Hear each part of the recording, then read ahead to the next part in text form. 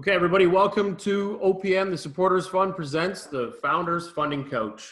This is our 79th OPM event. And today we're excited because we've been working on this panel for, I guess you could say, a few months. And COVID kind of put us off for a little bit, but I'm excited to introduce a great panel. And we're going to jump right into it in a very few minutes with Jessica, Jody, Rick, and Wendy. Well, welcome everybody. Thank you for joining us today. Maybe to jump in and make this the easiest way to kind of go forward, Jody, why don't we start with you just to give us a little bit of background about yourself, and then we'll kind of work our way through the team, and then we'll jump right in and start collaborating. Sounds good. So I've been in PR my entire career. I'm not going to give my age away, but it's been a long time. And I'm the founder and CEO of Boulevard Public Relations. Our focus is very much in the tech space, working with startups, growth companies, as well as VCs. And the work we do is North America wide. In terms of my own background, I'm a real geek at heart, love technology. And because of that, not only am I doing the PR work, but I also do angel investing, which is great, primarily focused on women founders of tech startups. And that's a little bit about me. Perfect. And one thing nobody will know about you that you want to share.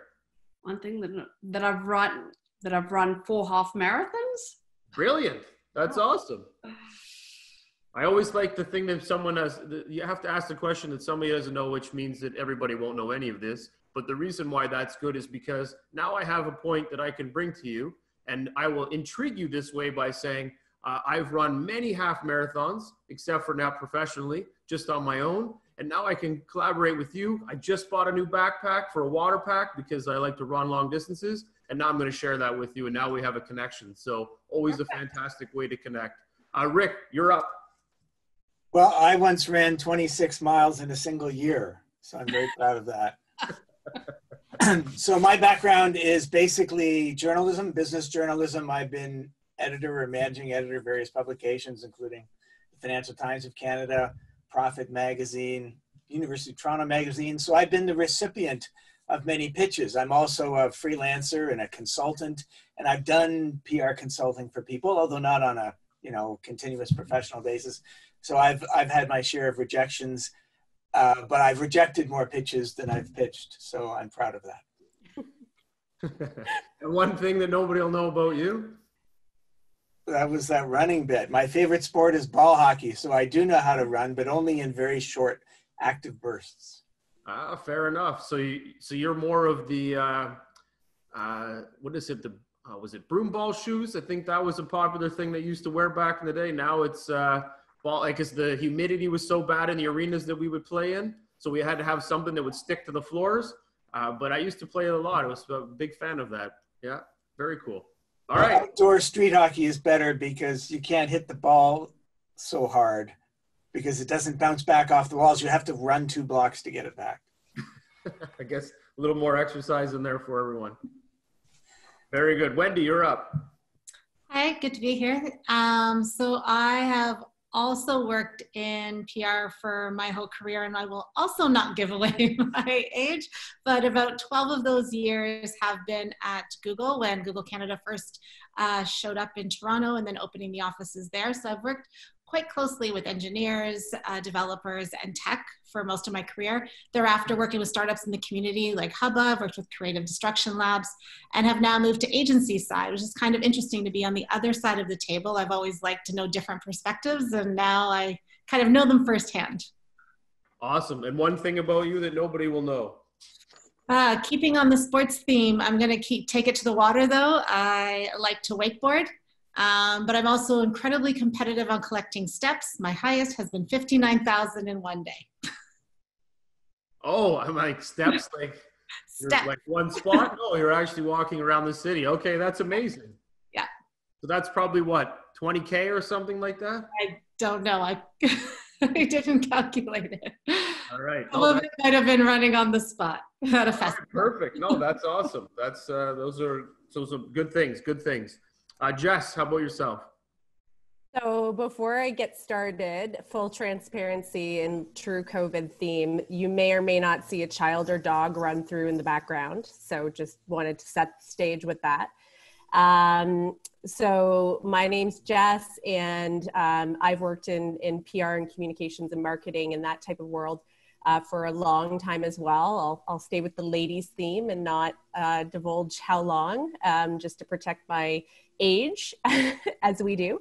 And I'm the principal and founder of a consultancy called Jesco, and really specialize in working with a lot of startups and work across a number of sectors, but have a number of years of experience in the cannabis industry. So we do have a lot of cannabis clients as well. And I also am involved in a number of charities on the volunteer pro bono level. So I like to shout them out. So Athletes for Care, I'm the volunteer marketing director for them, as well as Crossing All Bridges. And I like to bring that into the work fold too. Very cool. And one thing about you that no one knows.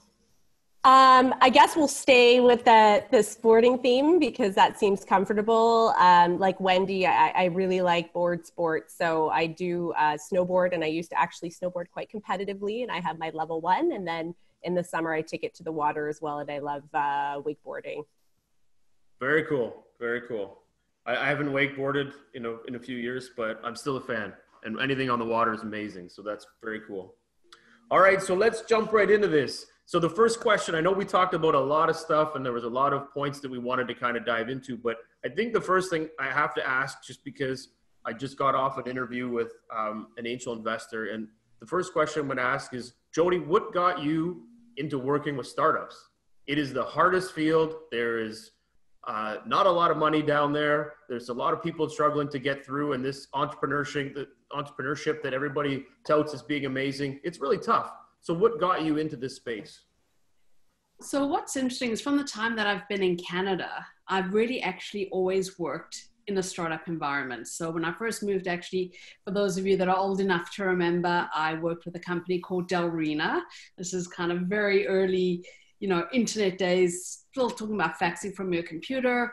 Then from there, moved on to, again, other startups. So MGI Software, Delano Technology. And for me, just catching the startup bug is, I think once you're in it, it's kind of like once you're in technology, you just kind of get, hooked in, you want to stay there. And when I started the agency back in 2001, I'd actually made a conscious decision that I wanted to work with startups. I love being able to sort of see companies from a very early stage and how they grow and evolve. And so, for example, we've been working with one of our clients, one of our longest standing clients, a company called Fairlogics out of Miami.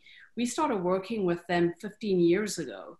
And so they were very early, evolving, and we were right there with them. And it's incredibly rewarding to actually come in as a partner, work from the very early stages, literally see how companies are evolving, how quickly they're turning, and then grow with them. So that's one of the reasons. It's just, it's an exciting stage of any company, and it's great to be right there with them. And how about yourself, Wendy? What kind of drove you into the whole ecosystem of startups? I wish it was more deliberate, but it was actually by accident. Having worked at Google at the time, it in itself was a bit of a startup. And as it grew and then leaving, much what Jody was saying, there is an element of purpose to your work when you work with startups that's really interesting. And that really drives me, and why I have continued to work with startups throughout, especially in the tech industry. There's a real drive there that's infectious, the energy that founders can bring and the creativity of being able to bring that story forward, to me gives a lot more purpose to any of the work that we do as far as bringing it to media that I have always been really attracted to.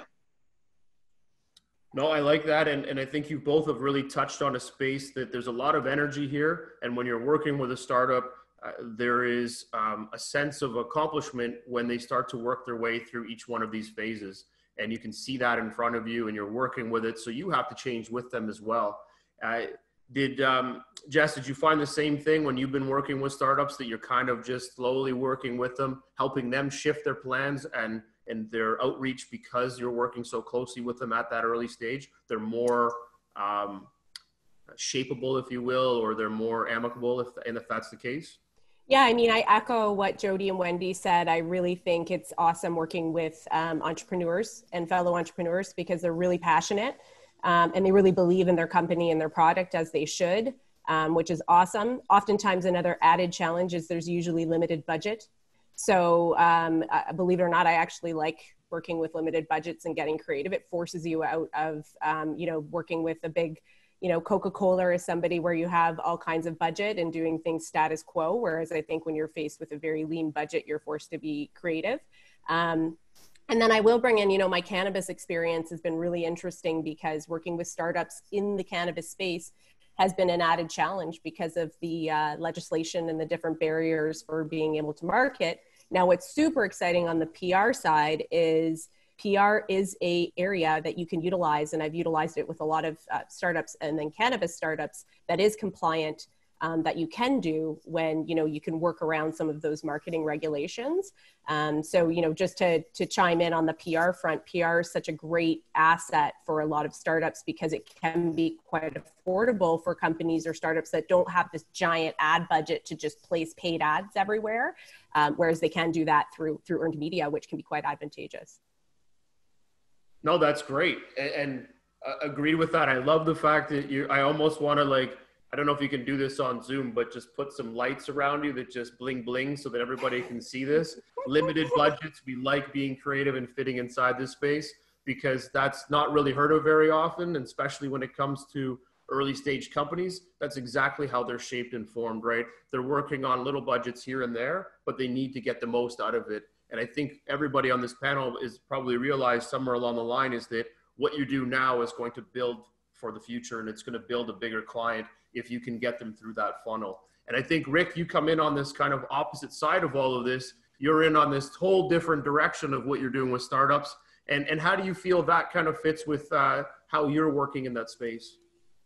Sure. I started out in covering big business at the Financial Times of Canada, and I discovered that big business is fairly soul-crushing and amoral, and I loved the... This is a positive podcast. Very positive. Getting there. I love the purposefulness and the commitment of entrepreneurs and small business and startups as that community emerged as a phenomenon in Canada. It has been just incredible to watch, and there are so many good people doing really important work. And as an editor, as a writer, I was a columnist in the National Post for many years with a weekly column. So I had to fill a lot of space, but I had even more stories than I could get to. I used to say that, when I started in probably, 2007 or something, I probably had a list of story ideas that I wanted to do. It was probably 10 stories. And by the time my column was canceled in 2018, that list was 100. So I never got to them all, which speaks to what I think is the newsworthiness of startups, but also the lack of capacity in the media now to provide space for all of them. And that's the number one challenge that we have to face here, is that the media's capacity, to tell these stories has diminished as the markets have decreased, the advertising revenue has decreased, there's less space in print, the more and more people want to get in there. So the competition is so tough that it's become a real challenge for small business. And that's a good point that you kind of made there, that with this, the shift to being more digital, and as everybody's kind of trying to find ways to be creative, I find that digital went down for a few years, maybe through the early 2010 to 2015, but it now becomes this new medium that, hey, can I get into print? Can I send flyers? Can I do something that's going to change the direction because I'm being oversaturated with emails and all of these other areas of marketing? Is there something that on the creative side that a startup, if they were looking at working with you guys, is there something that you would say, Wendy, that would really help you focus your startups to say, hey, you know what, before you even come to me, maybe there's a way for you guys to start looking at this in a broader picture, is look at focusing on these areas, start doing a little bit in it. Maybe it's social, maybe it's flyer, whatever that might be. Is there some advice that you would look at that could really help these startups think differently when they're about to approach you guys? Yeah, there's a couple of things that come to mind, and they all stem from the goal and the audience you're trying to reach, because there's always more than one audience. So the one thing that newspapers and things have always been able to do is kind of reach mass with one audience. And as Rick was saying, as media continues to change, we need to look at different avenues to reach each of those specific groups. So whether, so again, when you think about that, you have to think about where those audiences are. So it may be that a particular group is very engaged on LinkedIn, and that could be a first point of contact or a first place to have that conversation. And again, media, obviously on the business sector, when you're trying to engage with investors and so forth. But I would always say that with everything is think about who you're trying to reach, put yourself in their shoes and try to think about what they're engaging with, and then work back from that.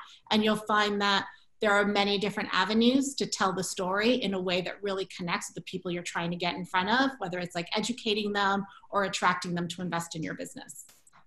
And actually, I could probably add to that as well. And I agree 100%. You have to kind of have the goal in mind. What do you want to achieve?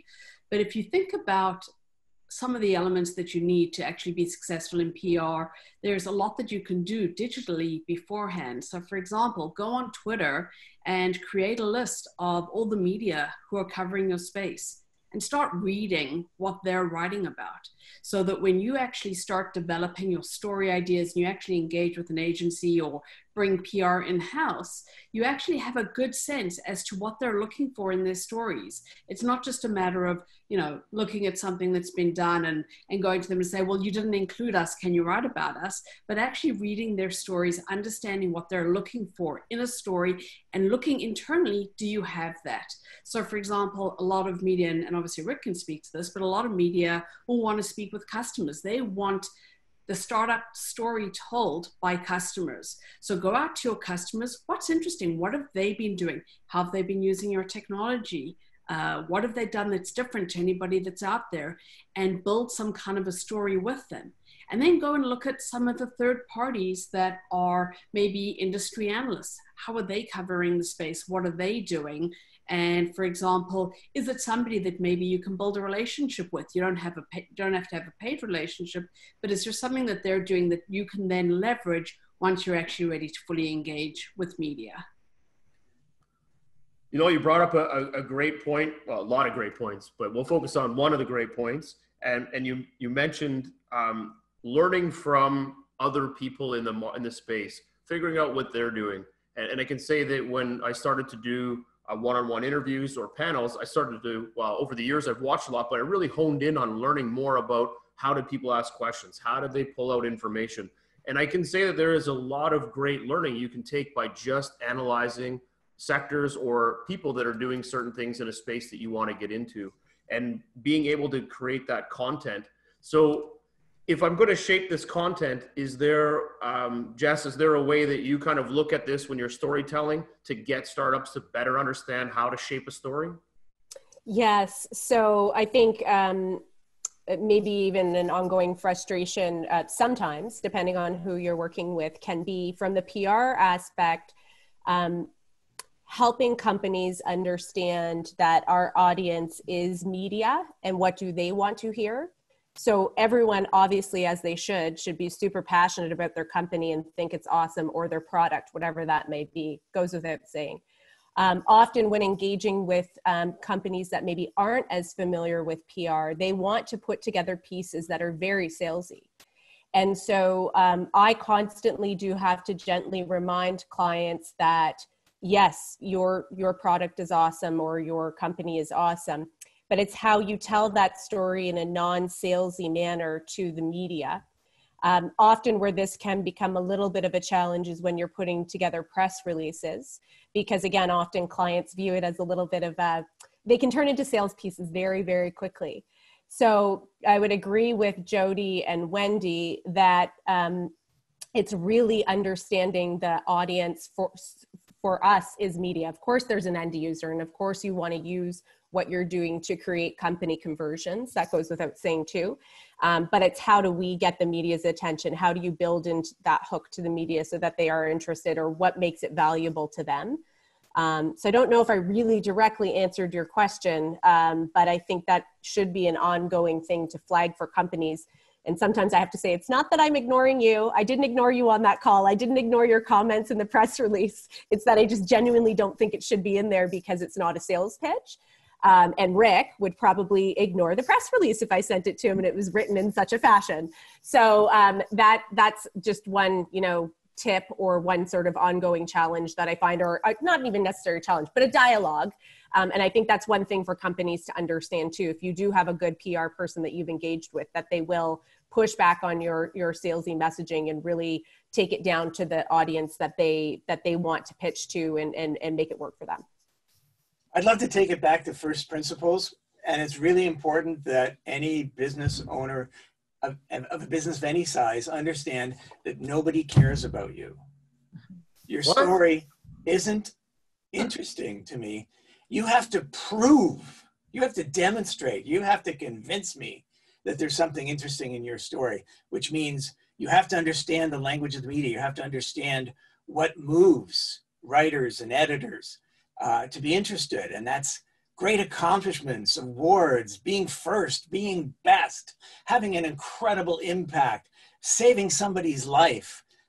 Those are the parameters to get into the media. I used to suggest to entrepreneurs that they could do their own PR, they could create their own relationships with writers and editors, but I don't think that's the case anymore. So I'll do something that the other three members of the panel can't, and I'll recommend that they get someone who's a professional to advise them on this, because the news hole, as we call it, is just so small now. The opportunities to get in, the competition is so great that you need help to really shape that story, to understand what the media are looking for. If you want to know just how amoral the media are, consider if you were watching CNN this weekend or any of the news channels where 75 cities were having riots, and the media kept going back to the ones where there was fires or people pushing each other. That's what the media are interested in: conflict and change and chaos. And so you have to understand the need of media, not to tell conventional stories, not to show the cities where people are protesting calmly and in an orderly way, but they're after stories that will make people, as an editor friend of mine used to say, choke on their muffin. So you have to come up with a muffin choking idea that's going to get attention and say that, yeah, you deserve some coverage. And I just want to actually, oh, sorry, go ahead, Jody. I was just going to say, I wanted to add to that because, and even sort of building on what Jess was saying, it's not a marketing message. Yes, media look for the exciting story, but so many of you may not have that yet. And so you still want to actually go out there with a message that's maybe a little bit more internally centered, and you can do that. So for example, a lot of the publications that you would actually target for editorial also have paid opportunities. Don't dismiss them. Take a look at them. And in fact, I'll give you an example of education in Canada in particular, the education vertical. They actually don't write about education companies or anything like that. Most of what they do is paid. And so one way to think about this is that make sure that your PR program is really balanced. And Ginny Dietrich from Spin Suck, she actually puts it really well. There's a PESO model, which is you're paid, you're earned, you're shared, and you're owned. And if you guys take a look at that, it's PESO. It will kind of give you sort of the holistic view of everything that is really integrated into PR and communication. It's not just about media relations. There's a much bigger picture in here. So I would definitely recommend that you take a look at that. Yeah. There are a ton of things that you can do besides public relations. I think public relations used to be a really important channel. Now I think it's just one of many channels. So your social media, your paid media, finding, I mean, ads are okay, but there's a lot more creative things you can do with that budget. I say as a former publisher, sadly. So that's why you need a professional to help you get through all those alternatives and opportunities. And I'm going to chime in on that actually, because that's very interesting. Is And this goes back to what Jody and Wendy were saying with finding those, following and finding those publications. I've had clients before, and don't get me wrong, big coverage is great. So, you have clients when they approach you, I'm sure that Jody and Wendy can vouch for this. People are really jazzed about getting in the mainstream media. We want to get in the Globe. We want to get in the National Post. We want to get in CTV, Global. That's great. That's wonderful. I'm not knocking that. I think that's definitely a piece of the pie. However, those spots don't necessarily create conversions or sales in a company.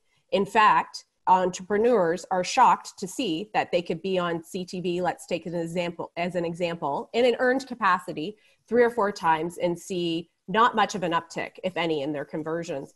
So what I encourage, same as Jody was saying, is to look at it holistically. And you might, with a certain kind of company, get better bang for your buck to target target family bloggers or vloggers, the YouTube vloggers, if you have a particular product that's very family friendly, and have that a big part of your approach, because you've got that tailored audience there that creates those conversions, which at the end of the day, entrepreneurs want to make sales. So I think to agree with Rick too, sort of gone are the days of the thinking that this, having a big editorial or article in the Globe is going to really push the needle forward. Again, brand awareness is fantastic and it can meld up into that KPI. But if entrepreneurs are looking to make money, that's where with startups, then you can get really creative and get into those higher converting mediums, whether they be virtually on social media. And then the other thing that I'll add to the entrepreneurial audience on a paid front is right now with COVID, which is quite timely, because in my consultancy, we do the paid marketing as well, is ads are cheap. People are, and I'm talking about digital spend. So there are some really, really great sort of deals to be had right now. If you're doing a paid digital campaign, there's lots of opportunity because the media industry has had to shift as well. So as Jody said, don't be afraid to look into those things, because I know some of them are now down to half the price of what they were pre-COVID. And don't be afraid to consider that as an option. So Wendy, does that create, and I know you were going to jump in on some, does this create a sense of, I need to find a brand that has recognition? So do these old players still bring that recognition value so that I can do an interview with CTV or the Globe and Mail? They bring that credibility to me, and now I can go out and post that everywhere and say, hey, I did an interview here. These people really like me. Is that still part of the system, or is it really still the buckshot of, I've got to find these outlets that are really interested in this type of product and this type of brand? It goes back to what everyone else was saying. I mean, it's about the holistic approach, but I think you need to think about long-term and short-term. It's good to have these, North Stars that you're trying to reach, these golden stars that I need these big hits, but the value that these other channels provide they allow you to create momentum. And so as you know, people need to hear a message more than once before it actually resonates. I think the number is up to 9 times, maybe 7 times before it actually engages. And while that's true for ads, it's the same for any message. And so when you think about whether it's PR, media relations, or any kind of capacity, it's all your external voice. So your audience needs to hear your voice and hear your message more than once. So what happens with these multiple channels, and whether it was like bloggers and radio and maybe even local media in some cases, and owned and earned, is that it creates momentum and allows you to actually get in front of people more than just this one article in this one day and that one big story. So I think that's really important to keep in mind. While it's great to have 10x goals and overarching things, like my goal is to be in this one big publication, more importantly is the momentum you're creating by being out there more often and sharing your story more than once. Because it's like they say, repetition never hurt the prayer. You gotta keep saying it more and more. And I think that's really an important thing to consider when you're thinking about your public relations goals. And if a company is concerned about budget, then there's a lot you can do by yourself to get ready to engage a professional to help you choose from all these media opportunities and challenges. And I think the most important thing is to understand who your audience is. Who are you actually trying to reach? And there may be multiple audiences. You may want to reach investors as well as customers or other types of stakeholders. You may want to reach government and policymakers, depending on what your line of business is. So identify each of those audiences and identify what your message is to each of those audiences, and then identify what is it that's cool about what we're doing, because again, nobody cares until we make them care. What is cool about what we're doing? What do they want to know about? And then you have a strategy, and then you can go to an expert with a strategy. They can help hone that and adapt it to the opportunities that are out there. And I think just to kind of build on what Wendy said, the other thing that I find with a lot of startups is, especially Canadian startups, they're born here and they just want to go after the bigger piece of the pie, which is the US market. And from a PR perspective, a lot of them kind of forget that they have their own backyard. And so what happens is when you're going out there and you're reaching out to media in the US, a lot of them want to see what's happened. What have you done so far? And getting coverage initially, at least in your own backyard, is a whole lot easier than going out to the US. And so I would say, even if your focus is 90% US, 10% Canada, to begin with, at the very least, don't make that ratio the same for media. I would definitely make Canada a higher priority until you actually have some traction. And then once you've got those customers in the US, you have a bigger story to tell, then you can go out into that market as well. Yeah, and I think I would just kind of, to add to that, is keep in mind that even when you're talking to reporters or whoever, they're not just going to take your word for it. They're going to continue to do their own searches and their own research. And so to Jody's point, taking advantage of the relationships that you have in your own backyard kind of allows that when you go to this other media and they do a search and they kind of see what's been going on, there's something to point to and there's something that comes up for them. And that is a great point. When we run events, we always tell the startups, we have a call a week before or a couple days before, and we say, post. Whatever it is, even though it's our event, yes, we're going to benefit from it at some capacity. But at the end of the day, when an investor searches for you online, they need to find something. They need to realize that you're in the market, because most companies that have success have done some form of communication. And I think what we've kind of gone through this great little funnel to share how a startup starts off and what they're looking to do to get some traction. They've got to communicate better. They got to find the right elements of a story, and they've got to find a focus to move it forward. I think one of the things, and communications is so broad, and I think you guys all touched on it, that it can go from social media, all different platforms, then to old school mail and everything. There's always different ways that you can communicate to get that story out.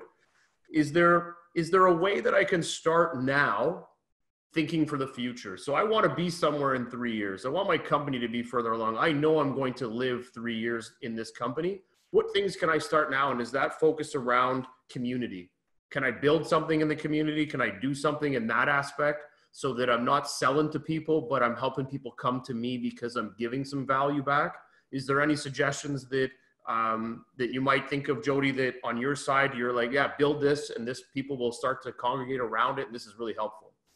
Absolutely. And I can't tell you how many times a startup comes to us and says, can you help us? And we go and check out their social media channels, and they've done nothing for the last 18 months. You know, this is something that you own, that you have control of. It's not going to cost you anything. Even if you're just a founder and a co-founder, take the time between the two of you to actually share relevant content. So I would definitely say embrace that side of things. Make sure that you're known through the channels that you own. Start developing, blog posts. Look at thought leadership topics. Even if you're developing a product, you don't have a product ready yet, so you've got nothing ready to sell, but this is the market that you're in, whatever it may be, something to do with AI, no matter what it is, start looking at thought leadership opportunities. And you can do that on your blog. A lot of times, and you can do it not only on your blog, but you can do it within LinkedIn as well, as part of LinkedIn Publisher. Share your ideas around the direction that you see something is going, and use that as a way to build that momentum before you're actually ready to engage in PR. Sorry, go ahead. But Another thing we're seeing a lot of startups do is contribute to the community. They're giving back even before some of them, before they've earned their first dollar. And it's great, certainly in the COVID situation that we're in now, we've seen so many that have retooled to try and help the healthcare industry or the medical supplies, PPE or whatever, lending their expertise to these good causes, finding a way to contribute and pay it forward. And I think that really builds the reputation of the community. It builds their credibility as being about something more than chasing the next buck. And I think that will pay dividends over time. Mm-hmm. And I think over time it builds ambassadors for you as a founder and then your company or your product or service moving forward.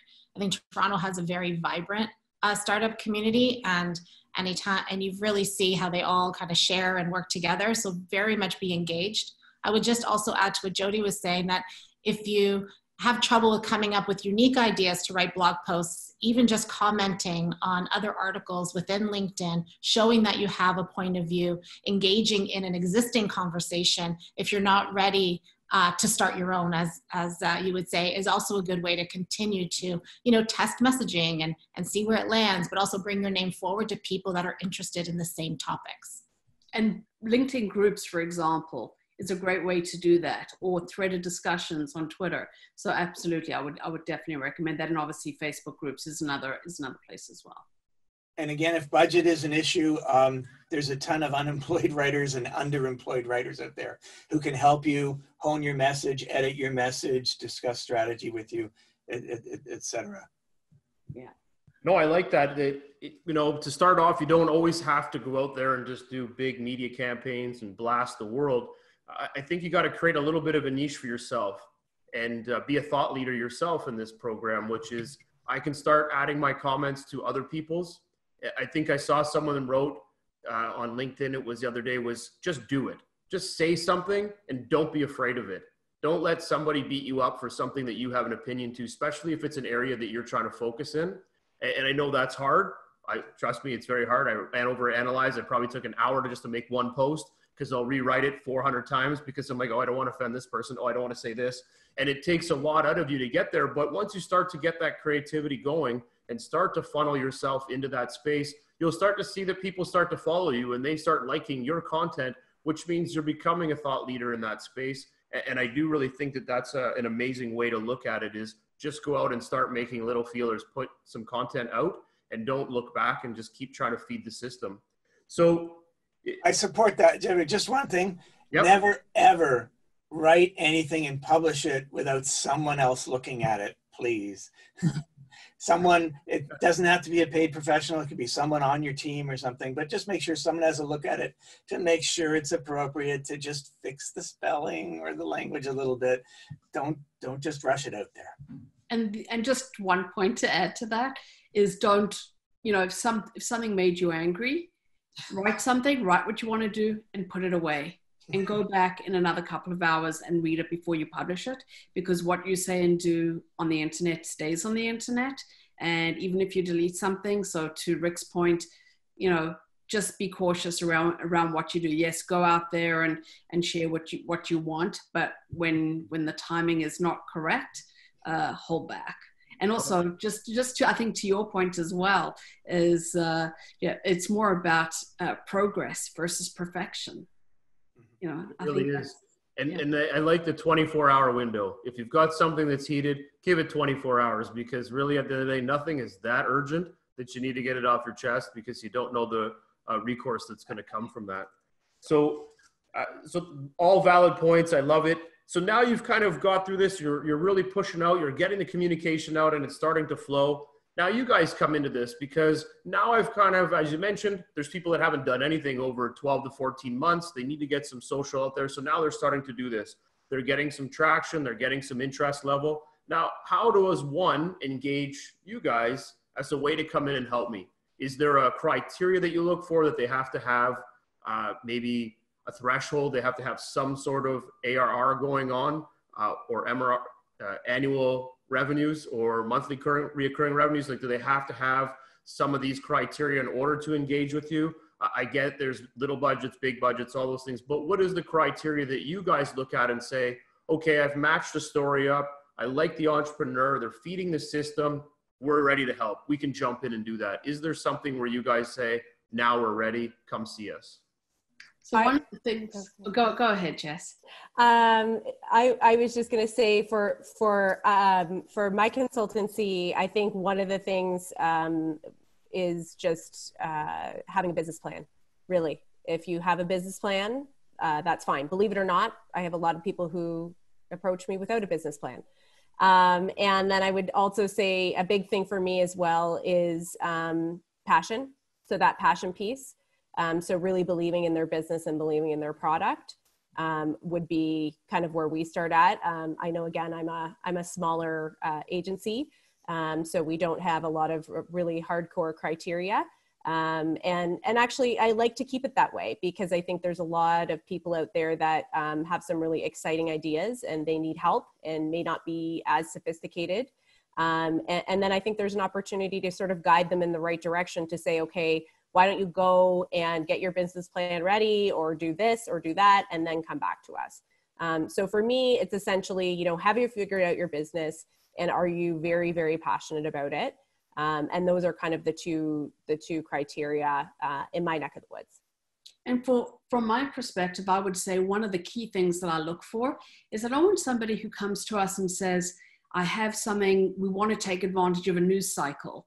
You know, this is going on in COVID, or I have this one announcement, I just want to do PR around that.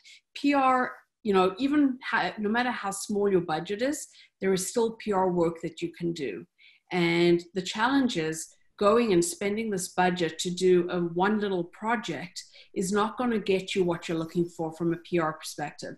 It has to be ongoing. So for me, my criteria in working with the company is that we don't do project work. We don't do one-off announcements. We have to have a commitment that somebody's actually going to want to do things on an ongoing basis. Again, even if it's on a tiny budget, the criteria is that you have to be committed to PR long-term. And I'll give you an example. You know, we did an announcement for Bold Commerce out of Winnipeg in December around their move to Austin, Texas. And one of the interviews, we got lots of great coverage. One of the interviews that was done back then was Crunchbase. And Crunchbase ran their story, I think 3-4 weeks ago.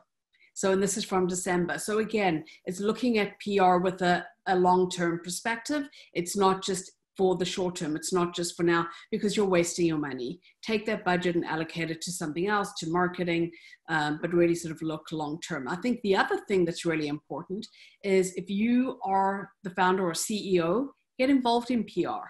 The most successful clients that we work with, we're actually engaged at the CEO level. We don't just have a marketing person or, you know, somebody else on the team that's working with us, and there's no sort of gateway or protector to get us there. So one of the questions that I always ask is, how vested is your CEO in the PR process? And if they're there, we're happy to move forward as well.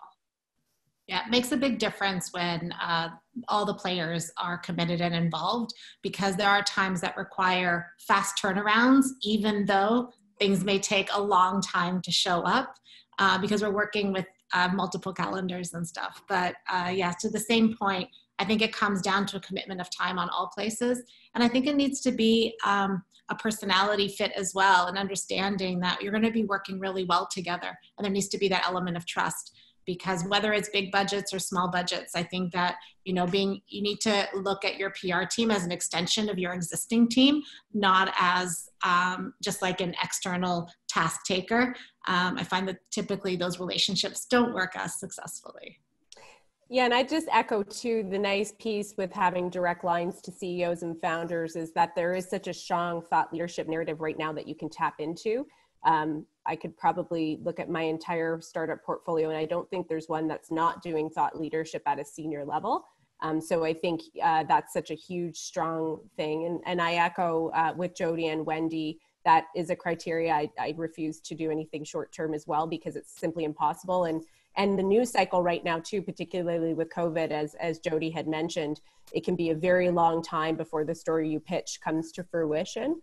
And then I think the other thing, at least for me, and I don't know about everybody else, but just for me personally too, I have to be sort of morally aligned with the organization as well. So for myself, I'm very much into that, and making sure that I need to agree with what they're doing And that if it's not aligned with me morally, then I just won't. So, you know, for me, just being able to lay my head on my pillow at night and know that I'm a good human being is very, very important.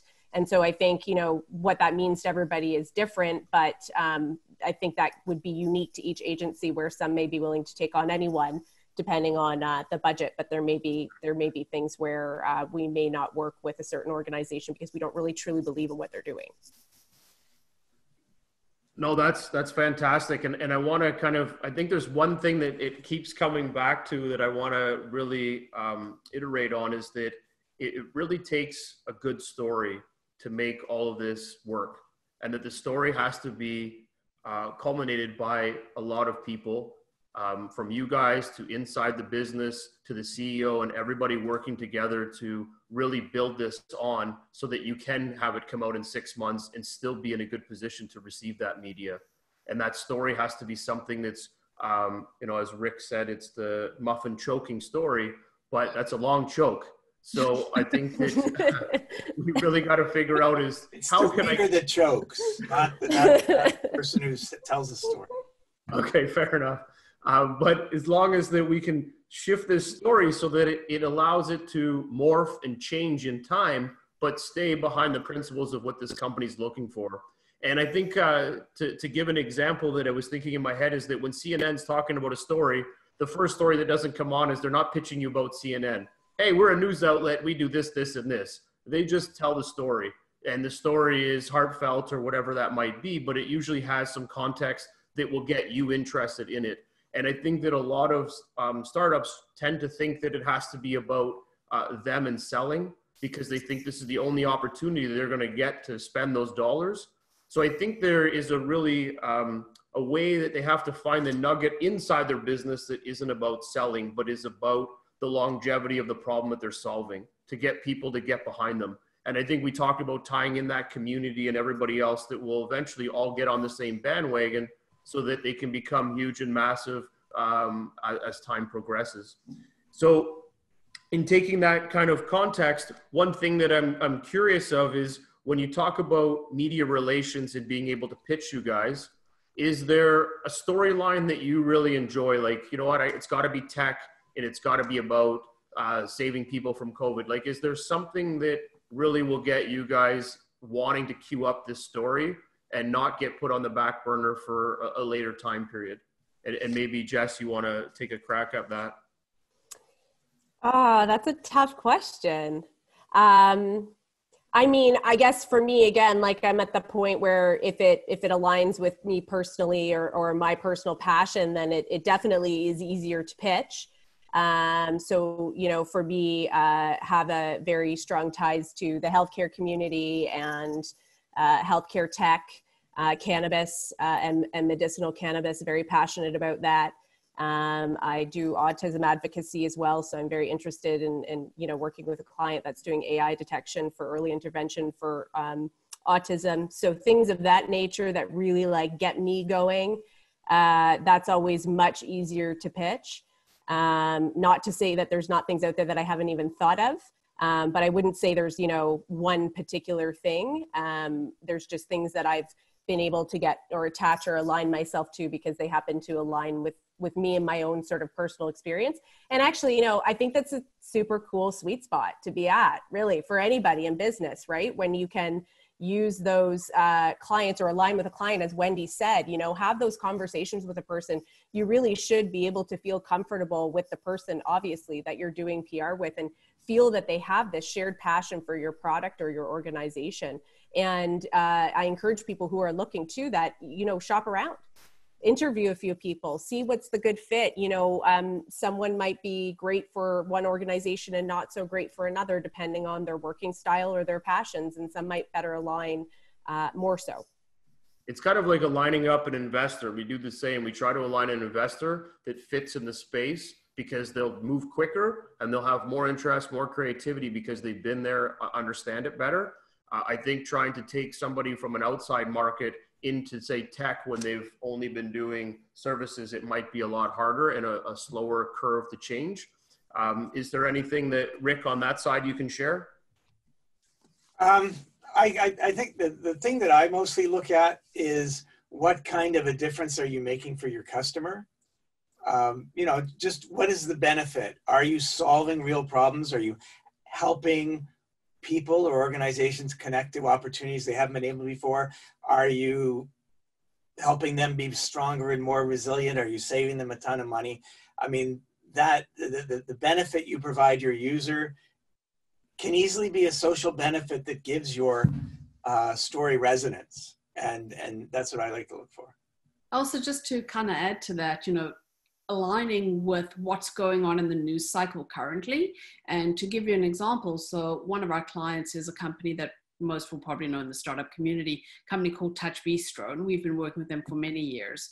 And so, for example, there's been so much negative news around Uber Eats, around all these companies basically charging the restaurants a huge percentage of the order for delivery and that kind of thing. And, obviously the restaurants, for example, don't want to not do that. But when you have a company who's providing technology to the restaurants that they can use at no cost, and that actually allows them to generate new revenues. So you're looking here at the sort of the converse of what the trend is. That's an opportunity. It's not just about, helping companies deal with or find a different solution, but when you're actually kind of taking a trend and sort of knocking it on its head, that's the kind of story that really resonates with media. What are you doing differently to help people during a particular time? And this time is the most particular time of all. Well, it's the most impactful for sure. It's happening quicker, right? So people are trying to find solutions. They're seeing problems, and it's how you react and how you move forward quickly. I think that we've really gone through this nice journey of how a startup can actually engage, build a story, communicate, create a group. And I think that I've learned a lot. I think this has been fantastic. And I always take notes. So there's me writing away. So I'm sure you can see the table shaking. And I was like, just trying to get this all down. I probably should just record it like I am, but I can't help it. It's old school thoughts. I got to write things down. But I think that, kind of working the startup through this, I think what the startups are going to get from this is that there's a lot of value in utilizing people in PR and marketing. And that if they utilize them the right way and start early, they can start to build their content, build their information highway, get people interested in them, and then they can start to do their outreach. And sometimes PR people might actually come to them. They might start to see some of this going on beforehand and start to reach out and say, hey, I'd love to help you. I really believe in what you're doing. And I've got a lot of startups that I think would be very interested in working with all of you. And I think there's a two-way street there, and no one wants to miss a great opportunity. So I guess to kind of end things off, I'd love it if you guys could share maybe one anecdotal little information that you think is going to really help a startup, that'll be enough information for them to say, I got to really reach out to you. And how do they reach out to you? Is it follow me on Twitter? Is it post something crazy on Facebook and it'll catch my attention and then I'm going to chase you forever? What do you think is the best way to do that? And maybe Jody, we can start with you. I mean, for me, everything that I do, actually, it's a little different maybe than most, but everything that we do, every client we work with comes in by referral, and it's a great ways to get feedback. So I would say no matter who you're looking to work with, get feedback from other people. What worked well? Was there someone that actually did a lot of great work for you, and get feedback? And then reach out. I'm on all social media channels you can find. My email is jody@boulevardpr. Reach out, but happy to have a conversation. And I'll be always upfront and candid with anyone that I'm speaking with, whether I think they're ready for PR or not. Perfect. Rick? I'm going to take it the next step and say we focused a lot on getting your story into the media, whether it's digital or broadcast, print, whatever. But you also have to think about the next step, which is that you have to leverage that. Every media appearance, everything you get, you've got to amplify it through social media, through LinkedIn, through maybe email, newsletters, whatever you have. Let people know that the world thinks you're special, that the media think you're special. And if you're not following up and doing that work after the media opportunity, then you've really scratched only the surface of what it can do for you. I'm Rick at rickspence.ca, which is my email address. I'm Rick Spence on Twitter and happy to chat with anyone anytime. Perfect. Wendy. Echo that. I'm also available on all social channels. I think the one thing is to always, before you take any action, is to answer the so what. Like, you know, why are you doing what you're doing, or why do you want to do it? Whether it's reaching out to media, even with reaching out to PR, like what do you want to do? Like, answer the so what and the why, and I think it'll get you to a really good starting point to move forward. Even if it's a matter of why do you want to say what you want to say. I would recommend people just can reach me on all social channels. I'm also at wbarrows@experiencediamond.com. I'm also happy to just, you know, sit around, have a virtual coffee and like talk to people to kind of see what it's where they're at and what the possibilities and opportunities are. It doesn't necessarily need to be engaged work right off the bat. I'm always happy to have those conversations and help people get started, and maybe even help them make connections, because I may know people as well. Perfect. Jess. So I guess one word of advice, actually taking it a step back from PR, just to startups, is just making sure that you kind of get your house in order. That's what I call it. So by house, I mean, you know, things that are fundamental things to a business, such as getting on social media, you know, do a website if you have any budget, and now websites nowadays can be quite affordable. So making sure that before you even consider PR, as Jody and Wendy were mentioning, that you sort of have your house in order, so to speak. That would be my one tip. And then again, you can start your own organic engagement. Get onto Twitter, start having those conversations. If you're passionate about your product and authentic, it actually can be quite fun. You know, even just in the cannabis industry, there's a massive cannabis community on Twitter, and it's a lot of fun.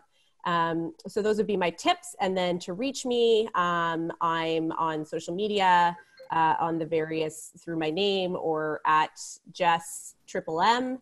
And then my website and my company is called Jessco, and you can reach me at jesscom.com, and feel free to reach out. Same as Wendy, I'm definitely available to chat with PR or just have a conversation and have my brain picked. That is not an issue. Perfect. If you guys would like, you can post your contact information in the chat panel. That would be brilliant. The people can, they're asking, and this way there won't be, I guess, any misses or spelling errors. But I think overall, I want to say thank you very much for that. That was fantastic. I think with all the notes I have, we could have actually talked for another 3 hours, but we probably want to let people get back to their day. But overall, I think that the information was fantastic, and it really did bring you through a great journey of how a startup really needs to focus and where they need to go, and how they can engage you guys at the end.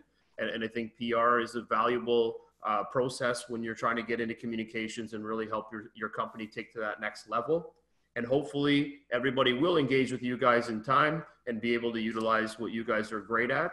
And I welcome everybody to post, share, tell everybody about, I guess, on the OPN side if you'd like. And I appreciate all of your time today, guys. Thank you very much for that. And over the next couple of weeks, we will we'll post this out, and then you guys can utilize and share that as well. So it will be, I would probably say a week or two. We'll probably pull some sound bites out and share the content as we go.